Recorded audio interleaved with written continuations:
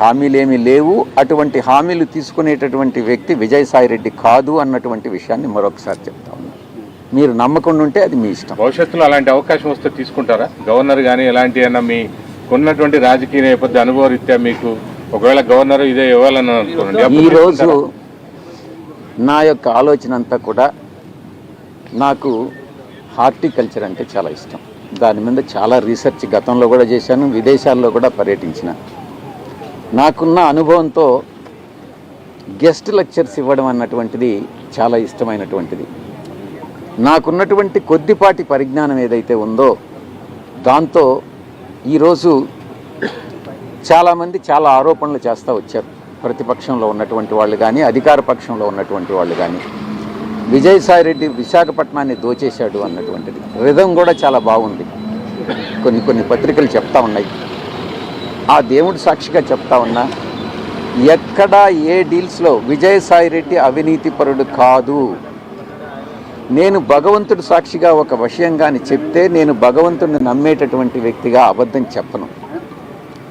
ఎక్కడైనా నాకున్నది ఈరోజు ఆస్తి మీరు ఎక్కడైనా అఫిడవిట్లో చూసుకోవచ్చు.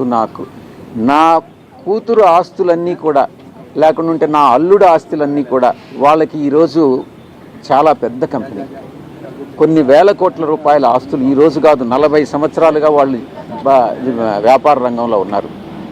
నేను లేను. వాళ్ళు చేసే వ్యాపారాలన్నీ నాకు ఆపాదిస్తే నేను చేయగలిగింది ఏం లేదు. అది కూడా మీ ఛానల్స్కి మీ మనస్సాక్షికి నేను వదిలేస్తా ఉన్నా. దాంట్లో ఎంత నిజం ఉందన్నటువంటిది మీరే తెలుసుకోండి. నాకున్నది బెంగళూరులో ఒక ఇల్లు, విజయవాడలో 2 ఒకటి నాది, విశాఖపట్నంలో ఒక అపార్ట్మెంట్. ఇవి తప్ప నాకు ఏ ఆస్తులు లేవు. నేను చాలా కంఫర్టబుల్ జీవితాన్ని గడుపుతూ ఉన్నాను. ఆస్తులు సంపాదించాలని లేదు.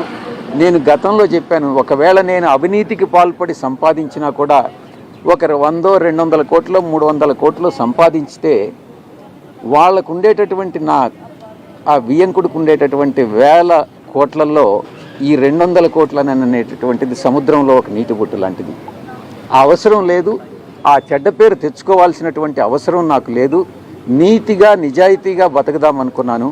కానీ కొన్ని పత్రికలు కొన్ని ఛానల్స్ నిరాధారమైనటువంటి ఆరోపణలు మోపి నా యొక్క ప్రతిష్టను భంగపరచడం కూడా వాస్తవం.